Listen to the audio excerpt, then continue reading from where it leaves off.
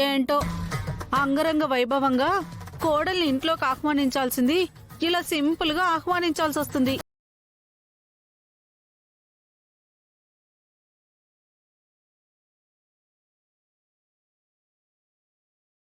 మావాన్ని లోపలికి తీసుకొస్తాం. పర్వాలేదమ్మా, మేము కూడా ఇక్కడే ఉంటాం.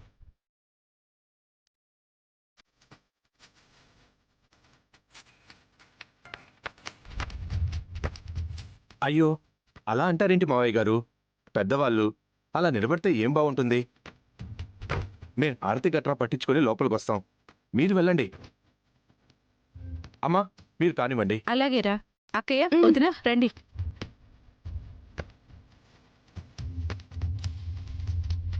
మీరు వెళ్ళండి మావయ్య గారు. హారతి కొత్త పెళ్లి కొడుకునైనా నాకు మీ అమ్మాయికి ఇస్తే బాగుంటుంది.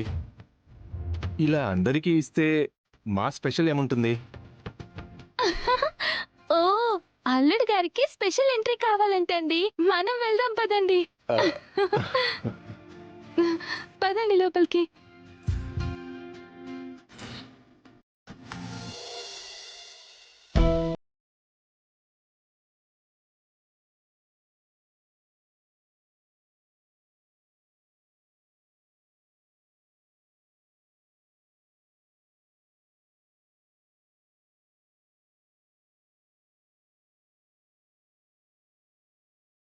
అంటే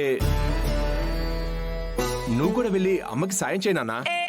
నేను ఇళ్ళు ఇరగదీసేంత పెద్ద పని లోపలేం లేదు. అక్కడ చెంబుడు ధాన్యం, హారతి పళ్ళు పట్టుకుని మీ అమ్మ వస్తుందిలే. పెద్ద పెద్ద పనులు చెయ్యాలంటే ముహూర్తాలు గట్రా చూసుకోవాలిరా, అర్థమవుతుందా? నువ్వు మరీ నానా, అన్నింటికి ముహూర్తాలు చూస్తే ఇండియాలో ఇంత జనాభా ఎందుకుంటుంది? కుళ్ళు జోకులు ఎక్కువ. పద.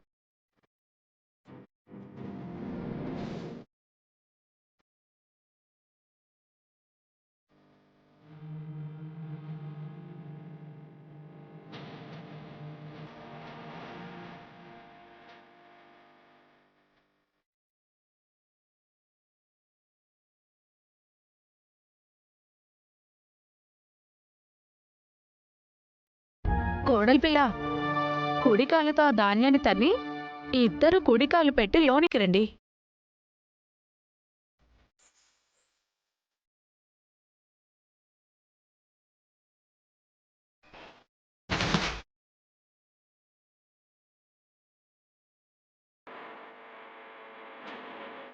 అమ్మయ్య, అమ్మాయి తరఫున వారు కూడా ఉన్నప్పుడు మాట్లాడితేనే బాగుంటుంది అనుకున్నాను.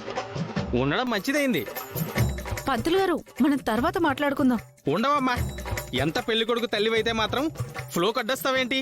ఫ్లో పోతుంది కదా. వీళ్ళిద్దరి జాతకాలు చూసింది నేను, సెట్ అయ్యాయి.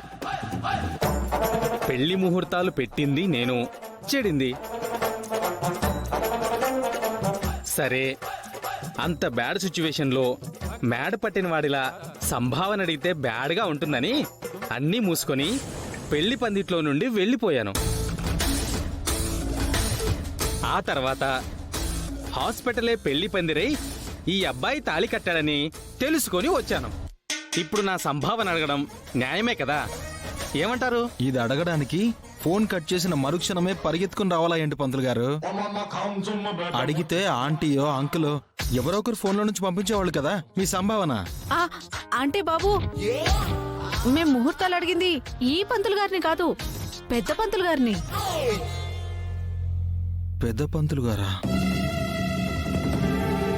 పెద్ద పంతులంటే మా నాన్న. కాలం చేసి 10 ఏళ్ళు అవుతుంది. అయినా ఫోన్లో టచ్లో ఉన్నారా మీకు? హౌ, ఇదెలా సాధ్యము? పంతులు గారు, పెద్ద పంతులు గారు అంటే మీ నాన్నగారు కాదండి, ఆ పంతులు గారి పేరే పెద్ద పంతులు గారు. అవునవును. అన్యాయం, మోసం.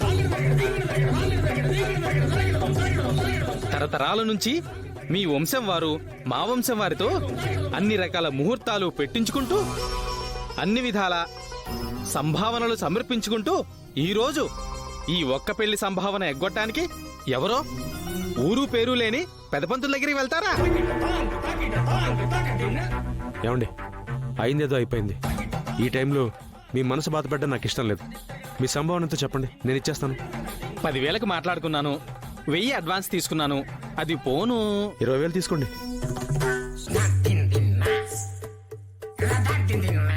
ఆ, ఆ, ఆ.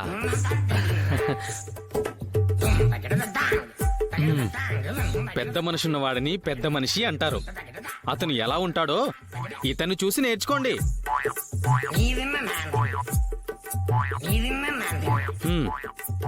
చూడండి కృష్ణప్రసాద్ గారు, ఆ పెద్ద పంతులను వీళ్ళేమడిగారో నాకు తెలియాలి.